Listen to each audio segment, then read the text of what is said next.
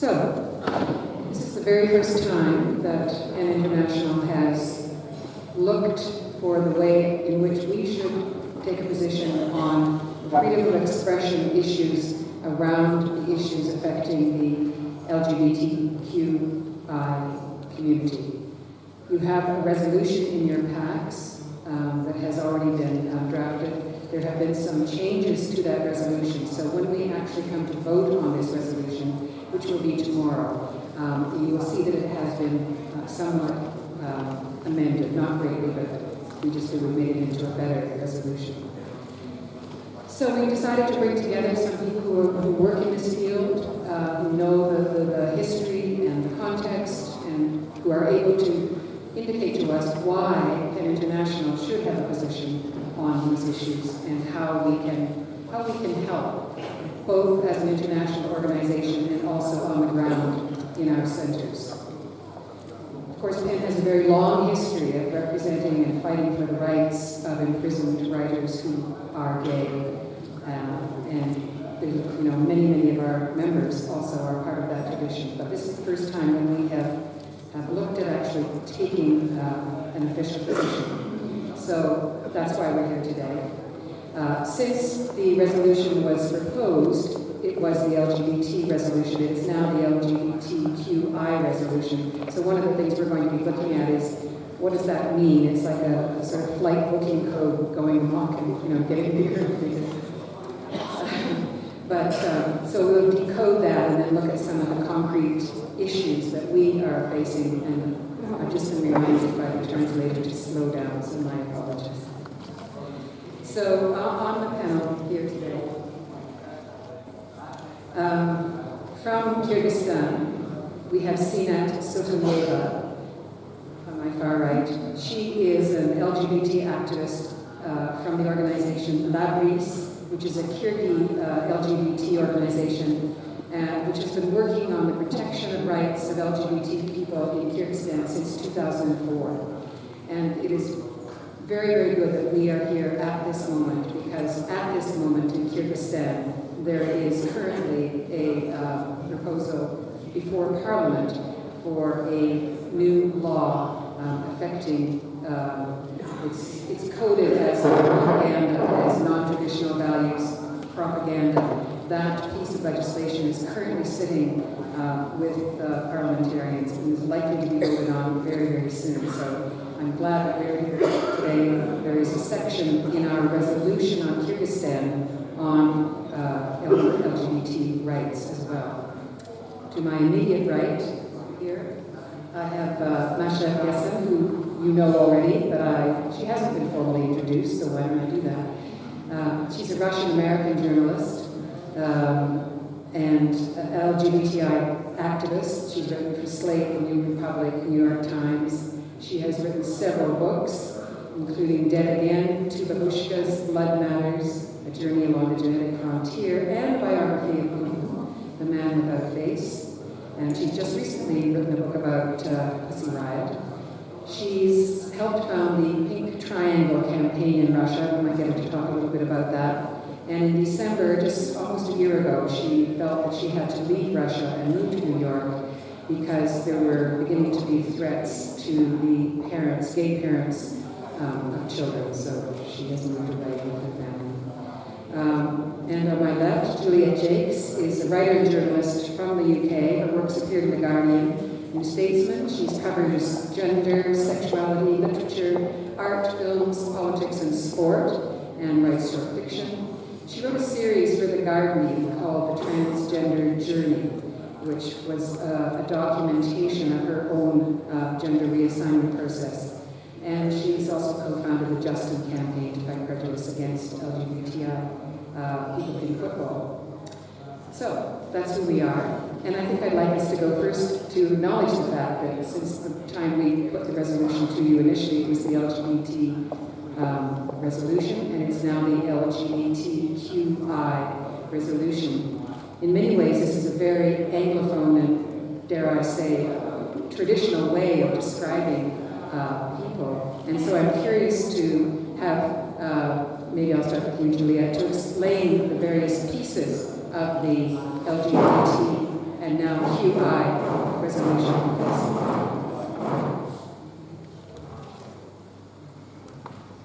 Right, thank you, Marian. We had a discussion. Thank you, is that better? Great, yeah. So we discussed this week the terminology that is used as an umbrella term for the people that the resolution will be fighting for and with.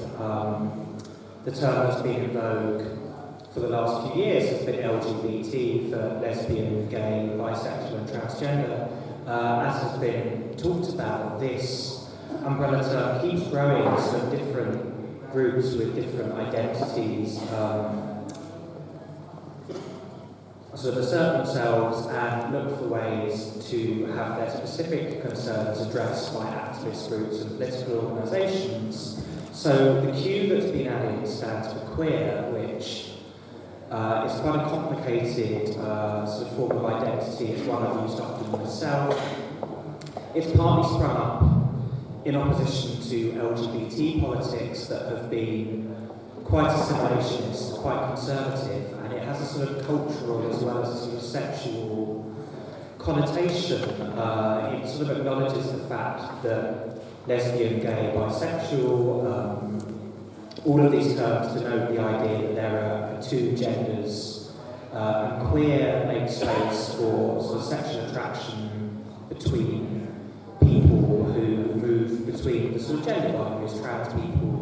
The I stands for intersex, and this is more to do with physical bodies, what might have been termed hermaphrodite in the past. Intersex people don't like this term on the whole, and it's people who are born with kind of ambiguous genitalia. Often a political issue for them is that they're forced to be assigned male or female at birth, and this will come with some sort of surgery that is performed non-consensually on them, which has repercussions later in life. And both of these two groups, the Q and the I think sit quite naturally within the existing LGBT alliance and should very much be included in political campaigning, including the work that Penn is planning. And I notice in your own writing and in writing on this issue generally, quite often the terms transgender and transsexual appear floating in and out. Can you just articulate the difference? That's possible. Thank you. I'm sorry. Yeah, the term transsexual is probably more familiar. It's older. It's a sexological term that dates back to the 1940s, possibly slightly older even, and it refers to a medical process using hormones and sex reassignment surgery to move people's bodies from male to female or vice versa. Transgender was sort of adopted as an umbrella term during the 1990s, really. This was the first time that transgender activists really managed to kind of coalesce as a group and a movement and started looking at the language that was used around gender variance. The English language doesn't cope very well with positions between male and female, and these activists were trying to open up more space. And the use of transgender as an umbrella term maybe covered people who didn't want to have sex reassignment surgery or couldn't for whatever reason, maybe didn't want to use hormones, maybe took some sort of position between male and female that was outside of the kind of gender binary, and some of their concerns overlap with transsexual people around access to medical services and social discrimination, but some of them are slightly separate and are more to do with the social imposition of gender roles. So transgender, I think, is a preferable term for a group like Penn to be using. Great, thank you.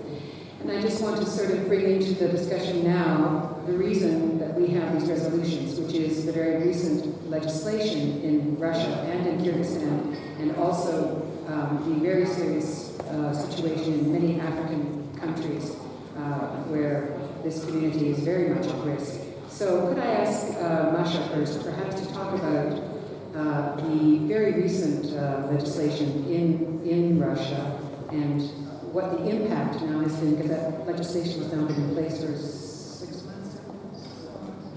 Yeah. So what has been the impact of that legislation on the community? In a sense, the legislation, and I'll explain what it is in a second, the legislation is the least.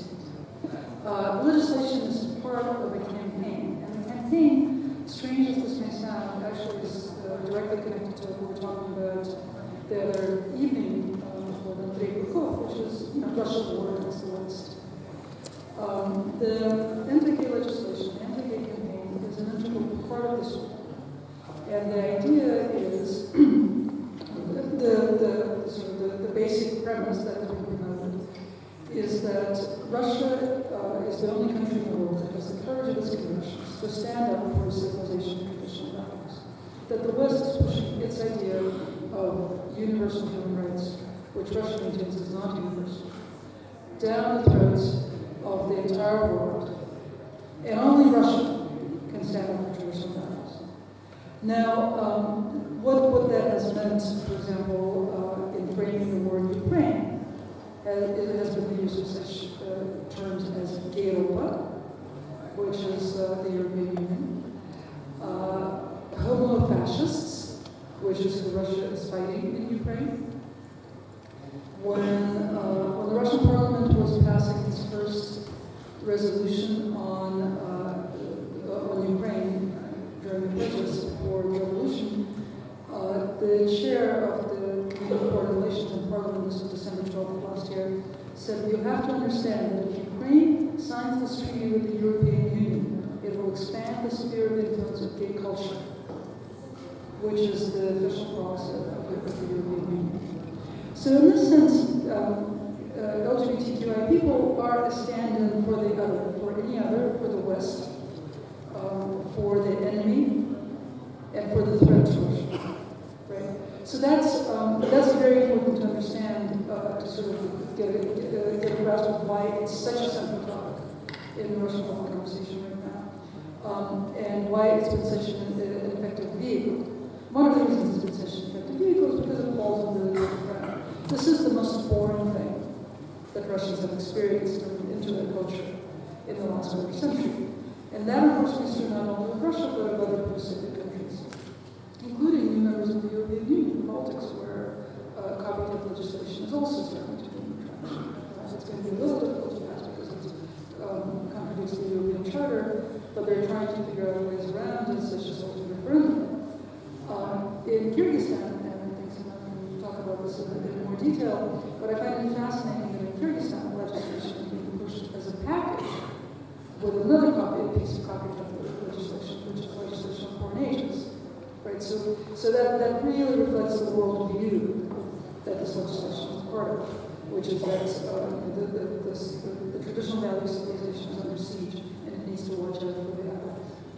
Now, the legislation itself specifically prohibits the propaganda of non-traditional sexual relations. The Constitutional Court has explained that propaganda of non-traditional sexual relations can form in young people the erroneous impression of the social equality of traditional and non-traditional sexual relations. That is an extremely important clarification on the part of the Russian Constitutional Court, because it basically enshrines second-class citizenship for people who are not in traditional families. And it actually, again, you can hear it, it's much broader than people who are in same-sex relationships. It is anything that is perceived as other to this imaginary Russian Orthodox family. The legislation itself is an amendment to the law on protection of children from harmful information, which has already had a chilling effect on the publishing industry in Russia, huge it's resulted in some prosecutions under the law.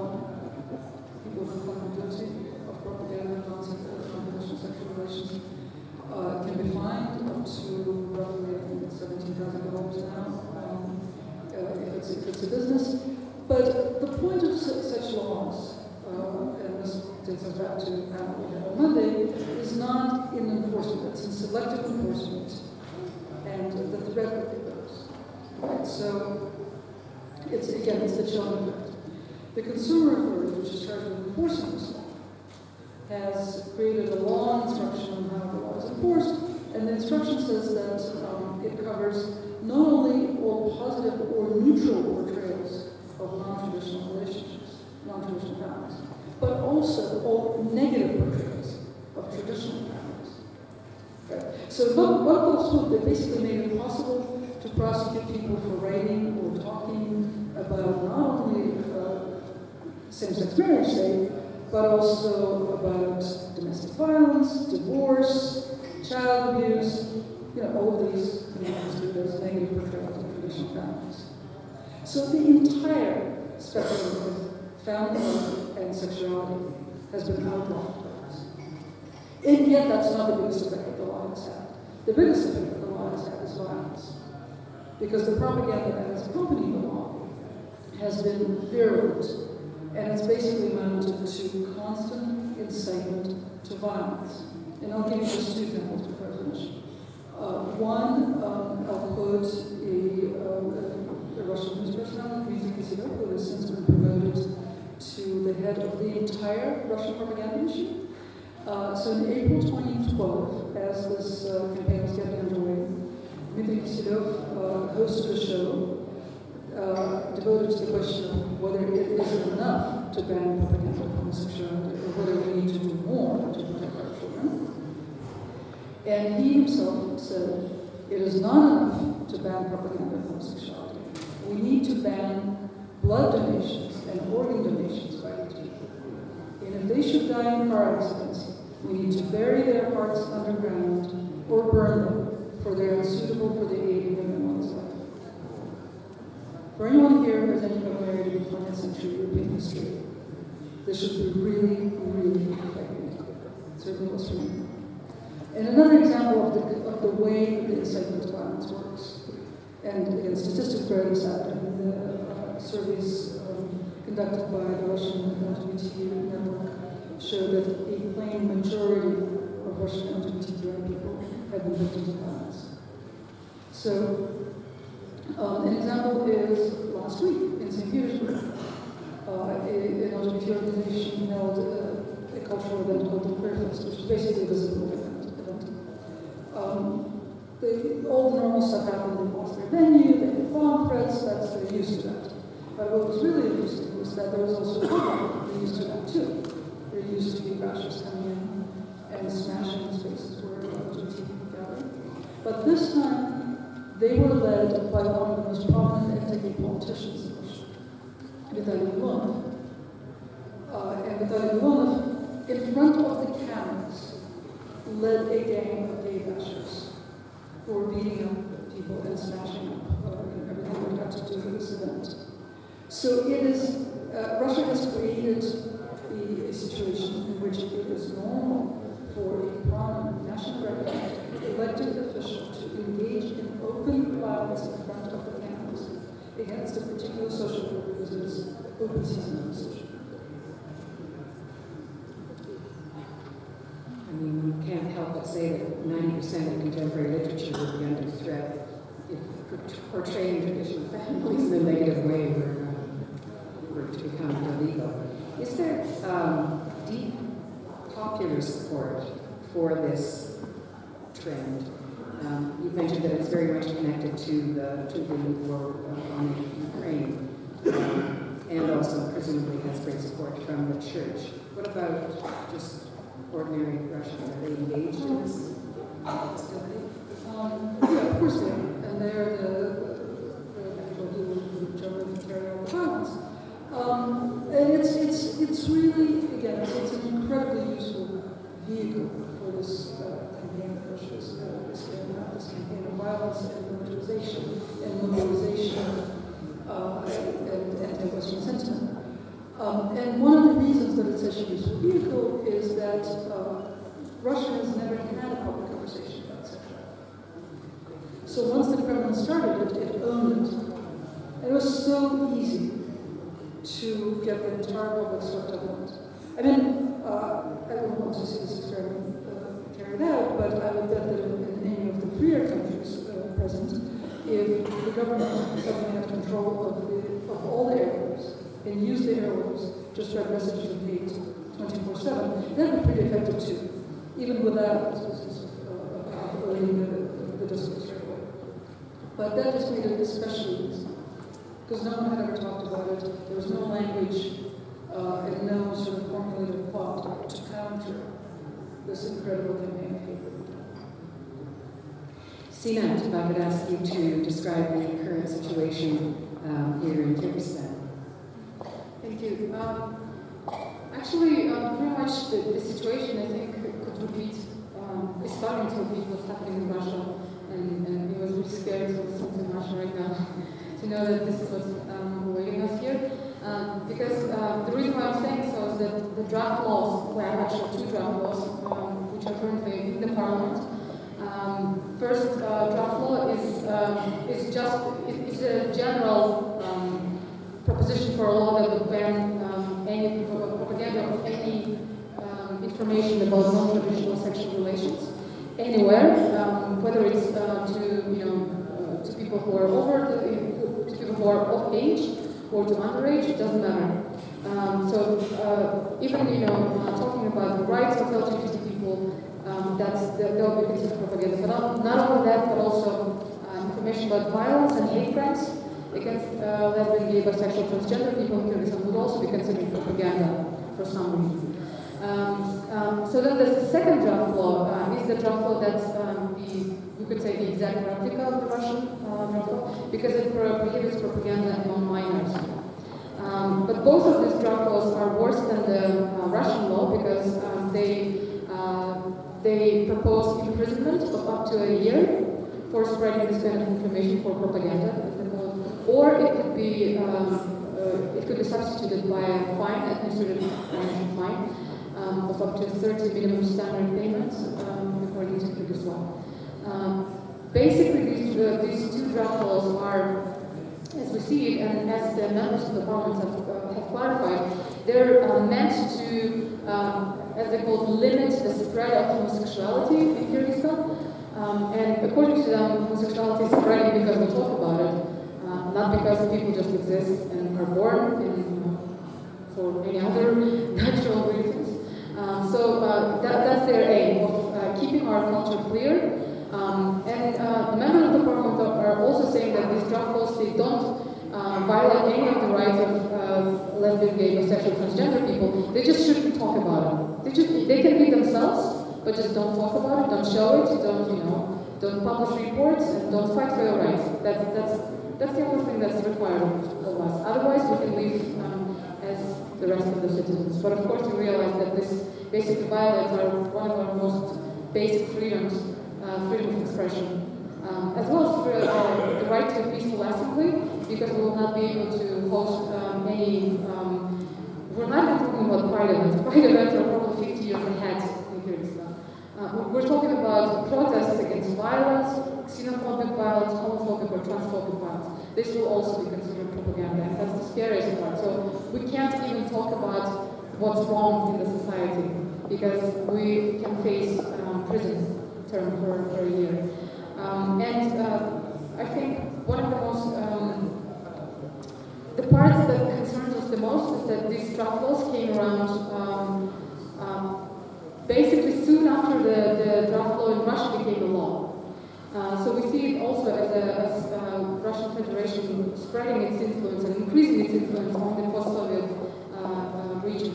And the reason why it's been successful is, again, because of the common history of the 70-something years of Soviet Union, in which we were part of it. So we also haven't had any discussions of sexuality or reproductive rights or individual rights in general. So all of these introductions in the parliament and initiatives in the parliament, they're taken without a grain of any salt, without any critical thinking on the part of the population. And people do sincerely believe that the state has a right to control who its citizens love and who they see themselves as. So the state has a right to say you have no right to talk about who you love. You have no right to talk about who you are. For example, if I'm a transgender person, I have no right to say that. I must carry on living as if though I don't exist. And I also must carry on living as if though my partner doesn't exist. And already, as homophobia and transphobia is high in Kyrgyzstan, it's quite difficult in, culturally, I guess, to talk about these issues openly. But now, with these draft laws, it won't be possible to talk about this even legally. So that's the scariest part.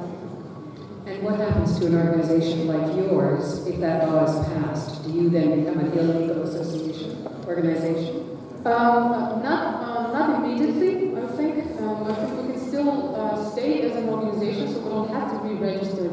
But basically, pretty much 80% of our activities would have to be shut down because our activities are aimed at raising awareness of the society about LGBT rights and violence that's happening, and to try and find some common solutions for this problem in the society. But also, it's work that we do aimed at the LGBT community. So we try to what we call, we don't really like this term, but that's the only term that's existing right now. It's called empowerment of the LGBT community, because one other very important aspect of being a lesbian, gay, bisexual, transgender, intersex, or queer person everywhere around the world, but also in Kyrgyzstan specifically, is that you are most definitely, at some point in time, facing internal homophobia or transphobia. That's meaning you yourself don't like yourself. You hate yourself for being different than the rest of the society.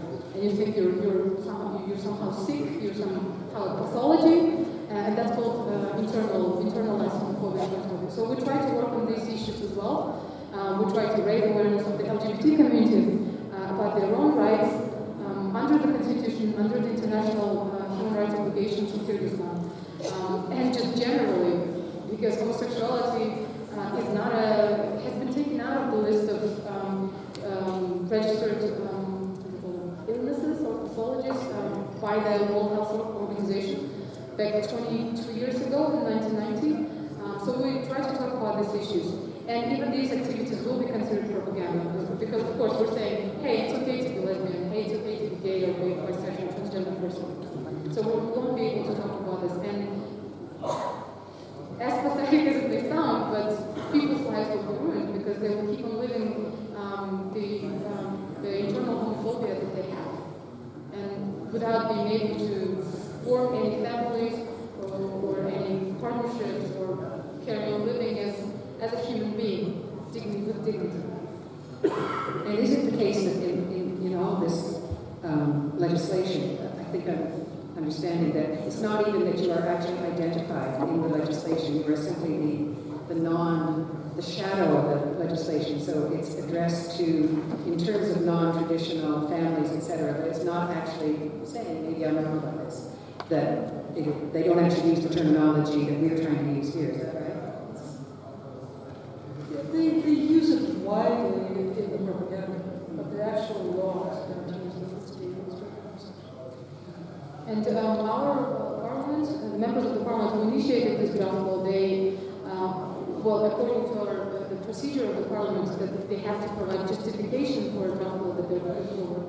So in their justification, they used a page from Wikipedia, I think, the Russian language Wikipedia, talking about homosexual lifestyle. So their aim is to limit the spread of this homosexual lifestyle. So they're kind of identifying it, but at the same time it's very wide. So non-traditional sexual relationships could be, or relations could be, it could be also considered that you're having a non-traditional sexual relation if you're having sex before marriage. That's very much non-traditional according to Kyrgyz culture and tradition. And many other things could be considered. So, Juliet, do you have any comment just from what they've been saying about that specific legislation in terms of your own experience or perspective? Yeah, I mean, obviously I grew up in the United Kingdom, which is a very different political climate to Russia and the post-Soviet countries such as Kyrgyzstan. Something that I was thinking about was the nearest piece of legislation we ever had to this in the United Kingdom was called Section 28, and this was passed by Margaret Thatcher's Conservative government in the late 1980s, and this banned the promotion of homosexuality in schools. There was a sort of moral panic amidst the AIDS crisis about traditional relationships in the UK and the US, and in a similar way that Kyrgyzstan has sort of, is in the Russian sphere of influence around sort of morality. The UK was very much under the US sphere of influence around this sort of morality and the kind of American new right that rose in the 80s. So we have this legislation, Section 28, which what that did in practice was ban any sort of support or replace the term for any kind of like young LGBTQI people. This legislation wasn't repealed until 2003, which was long after I'd left secondary school. And one of the things that's got me thinking about, we're at a PEN conference, we're talking about writing and our love of writing and perhaps how we became writers. I remember being 14 years old, and I'm in an English literature class, and I've been bullied a lot over my gender and my sexuality, not because people know who I sleep with, because they didn't, but because of the way my kind of mannerisms, the phrases I used, the way I dressed, all kind of mark me out as different, as non-traditional. And we get given a piece of poetry, and I've kind of never liked poetry, mainly because I've constantly been told it was a kind of gay thing to like, and I shouldn't like it.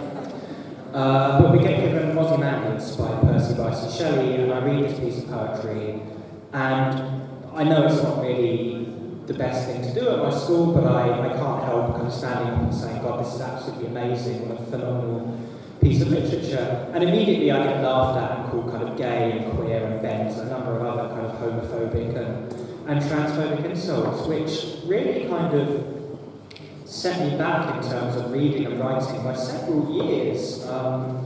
And there was nowhere to turn to in school. I couldn't go to the teachers and say, well, I'm being bullied in these kind of homophobic and transphobic terms, because any support they gave me would have been interpreted as encouraging or promoting homosexuality.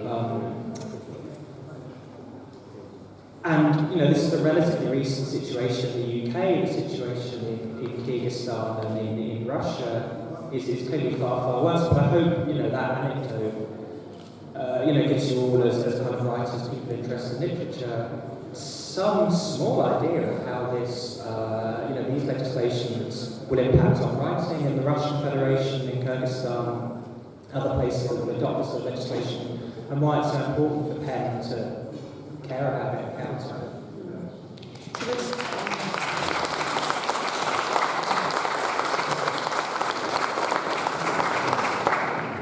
Now it's okay to read poetry. Certainly here. So let's talk about the question of why an organization like PEN should take a position and how we can articulate freedom of expression issues, which is obviously, it permeates many levels and has many, many different consequences for people. We haven't even gotten to the kind of terrible violence that is enacted on people who identify as LGBTQ or things like corrective rape, the kind of phobia that Syinat talked about, people of self-loathing, the whole idea of self-censorship, being unable to actually write, and not only not to write, but to be published. So can we just tell us perhaps how it is that PEN can help? I mean, I think we can help by, obviously, in the international fora that we are part of, taking part in this discussion, but how can PEN centers support and fight against things like this kind of propaganda? What kind of, we're looking at a grassroots way of saying, we support this community, we do not want this propaganda to be effective. What can we do? A couple of things. One, I just want to focus a little bit on the way this legislation works. Again, as I said, the legislation is the way released it. But it so happens that the legislation is exactly the sort of thing that men should be concerned about and know about. So the law for the protection of children from harmful information, which is the law to which the homosexual propaganda law was an amendment, has had the greatest effect on publishers, book publishers. because it actually introduces censorship. There's no other word for it. Every book that is put out by Russian publishers, that law went into effect in 2012, has to be certified for age. For age, right? So, and there's great age inflation. For example, you're not supposed to talk to children anything under 12 about say, death. And of course, as we know, you're not supposed to talk to children under the age of 18 about anything having to do with family problems, sexuality, and sexual relationships, sexual genetics, everything that falls under that, right? It's the very existence of the law has been a huge burden for publishers because they have to submit every book for certification. Some books have been unable to obtain certification. I'll give you an example. Stephen Hawking's books, their translations into Russian, have not been able to obtain certification, age certification in Russian. They're still being sold illegally, but they can't obtain certification because he talks about everything, and you're not supposed to do that with children. So think about sort of the whole mindset that's behind this kind of legislation. So that it's very directly within Penn's purview, just the very nature of this legislation. Now, what can Penn do? First of all, speak out about it, draw attention to the fact that this is censorship. In addition to drawing attention to the violence and the horrible propaganda, draw attention to the fact that this is not only denies people the right to free expression, and obviously denies not just LGBTQI people the right to free expression, it denies all writers the right to free expression. It also denies people the right to access to information. Children who most need to get information about sexuality, about family, about gender identity, are legally denied access to this information. One of the organizations that has faced continued harassment and prosecution under this law is an online community called Children 404, which is an online support community for LGBTQI teenagers.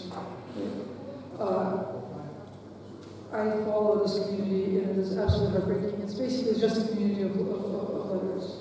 And it's really every other person who writes something who is considered suicide, who has attempted suicide, who's been kicked out by his own parents, etc., etc. These kids are being denied access to one another and access to information. So far, this community has been able to withstand the attacks largely because of the international attention. And it needs more international attention to be able to stand up. Sorry, it's called Children? Children 404. And why 404? 404 is the error message that you get when you go to a webpage that doesn't exist. So it's a symbol of invisibility.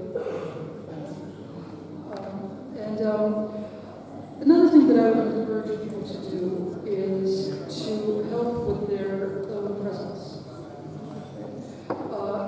LGBT organizations in Russia have, the one positive effect of this legislation has been a fair amount of funding and financial material help for the few LGBT organizations that do exist in Russia. So they have been able to hold events like the Labrys, which I just mentioned, like the Side-by-Side Film Festival, which is run out of St. Petersburg, but which has historically taken place in 8 different cities, although last year they lost 6 of their cities because they couldn't find a venue there, so they were limited to Moscow and St. Petersburg. But every time they hold a festival, they get bomb threats, they lose the venues, they're harassed as they enter the buildings. But there's a way to help with that, which is to put foreign bodies on the ground. Especially those foreign bodies have a lot of publicity and the support of their embassies in the country. Because staging a program of an event at which foreign dignitaries and foreign officials are present is still a little bit different, maybe not for long, but still a little bit different from just staging a program of an event that contains only anonymous, hated LGBTQI people. So while I would encourage people on one hand to think very carefully about any invitation to Russia for any sort of cultural event, especially if it's in any way related with the state. If you have an opportunity to go, especially though in a public official capacity, to an event that needs that kind of support, that is actually an opportunity to make people see that. We're going to have time for a few questions from the floor, but I'd like Marty, first of all, to just speak to the situation in Africa, which is part of the resolution, and just kind of broaden the discussion a little bit. Marty. I love speaking for the whole of Africa. Just to follow, a lot of what's been happening in Africa in the last few years is mapped out the pattern that Masha was outlining in Russia. It was really much a political culture, very undemocratic states. But just so that you know, 37 countries in Africa have extremely homophobic legislation. I'm just going to call it homophobic because it covers the whole gamut of unnatural sexual practices, carrying death penalty in some countries. And in the last few years, we've had a massive surge of countries enforcing that legislation and passing new legislation. Why? It affects PEN very directly. The rest is similar to what you described in Russia and in Kyrgyzstan. Why it affects why PEN, I think, needs to take a stand. And we've been doing some work in South Africa where you have a very conservative, homophobic social culture that gay rights protected by the Constitution. Is that the people in the first line of fire are writers, activists, filmmakers, artists, and many of those in our context, especially Southern African context, came up through working with HIV and AIDS. So many of them were health activists and writers and novelists, some of them, but mainly journalists, who obviously looked at gay rights issues as well through the campaigns around HIV. So some of the targeting has come in very undemocratic countries, creating a new enemy, this resurgence of extremely patriarchal values in which women, heterosexual women, also lose status and rights. But then targeting writers and then putting them in prison because of that kind of political criticism, because Africa's health systems are collapsing, as I'm sure you know from Ebola virus. So we have something very similar. There are quite a few writers now in South Africa who kind of fled Kenya and Uganda and a number of places because they aren't orthodoxy, do the right thing according to the lawmakers. So how we've dealt with it in the South African pen, we've had a number of public dialogues because we're dealing with a range of prejudices and assumptions.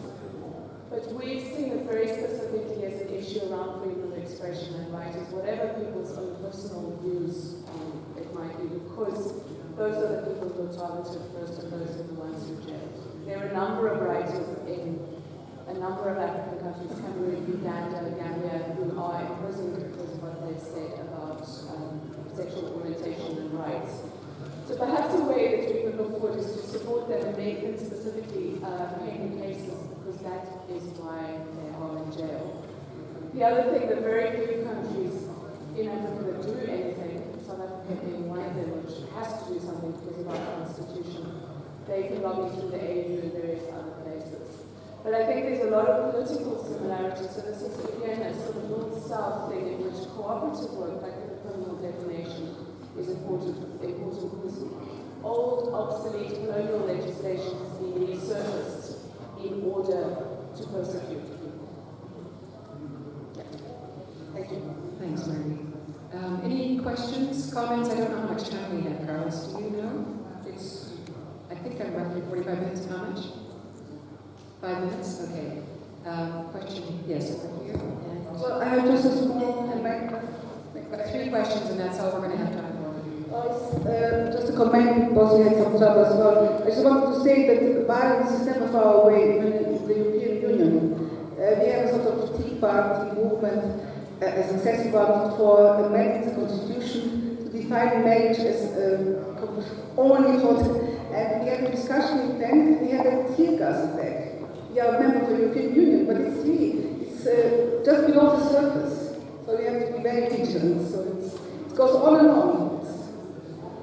it's a mild example, and we survived it. This is sort of unpleasantness, but it goes on and on. And now we have another Tea Party movement cry for referendum against the usual type of sexual education in schools. And it's inside Europe, it goes on. Well, so very quickly, I think that's a really important thing to remember, that even in states where we have more progressive legislation about LGBTQI identities and expression, there's still an awful lot of prejudice on the ground, and it's important that PEN remembers that it's not just about legislation, it's about social manifestations.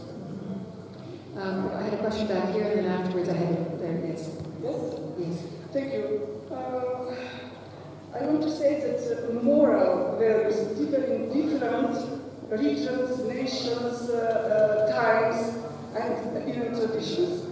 It's not possible, it's not good to unificate all traditions, so all moral values, because it will guide us to some kind of total unification, which is not freedom of expression. Second, PEN International has always been against any discrimination, including sexual discrimination, and it's okay. LGBT rights are not basic and fundamental rights for PEN International, and it is not included in our PEN Charter. And I don't know why, for the second time, on two congresses, we focus our interest on this question and not on the question of linguistic rights of Kurdish people. I don't know how many people speak Kurdish language, etc., etc. We have much more questions close to our PEN literary interest. Today, the world is in agony of humanism and civilization. So PEN International have to make a historical turn and put in the focus of its interest other more essential questions of existence, of civilization, humanity, literature, etc. That's why I think that it is a kind of paradox to turn far from our charter and not to be close to our charter, because we have no such